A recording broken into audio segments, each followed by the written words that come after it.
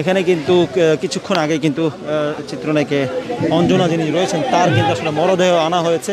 আমরা যদি আরেকটি বিষয় জানিয়ে রাখতে চাই যে গতকাল রাতে কিন্তু তিনি রাজধানীর একটি হাসপাতালে তিনি মৃত্যুবরণ করেন এবং পরবর্তীতে কিন্তু আসলে তার যারা ভক্ত বা শুভাকাঙ্ক্ষী যারা রয়েছেন তারা কিন্তু পরবর্তীতে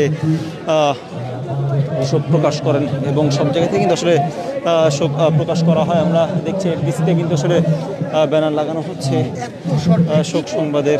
আমরা দেখছি এখানে কিন্তু অনেক যারা শিল্পী যারা রয়েছেন চলচ্চিত্রের কিন্তু এফডিসি কেন্দ্রিক তারা কিন্তু আসলে উপস্থিত হয়েছেন শেষবারের মতো আসলে চিত্রনায়িকা অঞ্জনাকে দেখতে।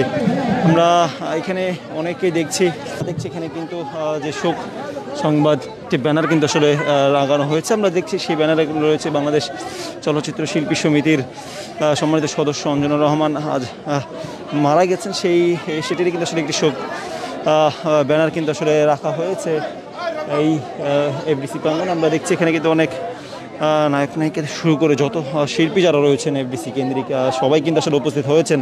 যেহেতু যেমনটি আসলে আমরা জানিয়ে রাখতে চাই যে আসলে অঞ্জনা রহমান তিনি কিন্তু আসলে প্রায় 35 বছর ধরে চলচ্চিত্রে কাজ করছেন।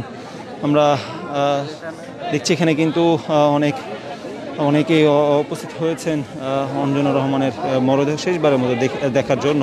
লাশবাহী যে ফ্রিজিং গাড়িটি রয়েছে সেই গাড়িটি কিন্তু আসলে রাখা হয়েছে এবং এখানে কিন্তু তার যে ভক্ত যারা রয়েছেন তাদেরকে কিন্তু আসলে তার শেষ মরদেহটা কিন্তু শেষবারের মতো দেখার জন্য কিন্তু আসলে সিরিয়াল দিয়ে তারা আসলে আমরা দেখানোর চেষ্টা করছি যে তার যে মরদেহটি রয়েছে সেই মরদেহ কিন্তু আসলে সিরিয়াল দিয়ে তার যে সহকর্মী অন্যান্য যে শিল্পী যারা রয়েছেন তারা কিন্তু আসলে তার মরদেহ শেষবারের মতো দেখার জন্য কিন্তু আসলে এখানে ভিড় করেছেন।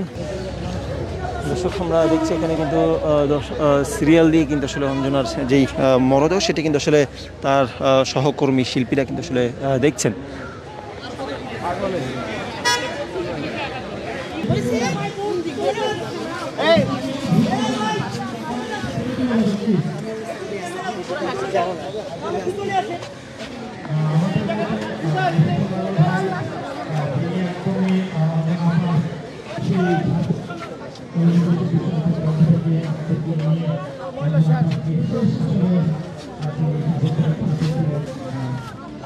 তার মরদেহ কিন্তু শেষবারের মতো দেখে তার সহকর্মী শিল্পী যারা রয়েছেন তারা কিন্তু আসলে কান্নাকাটি করছেন। আমরা দেখছি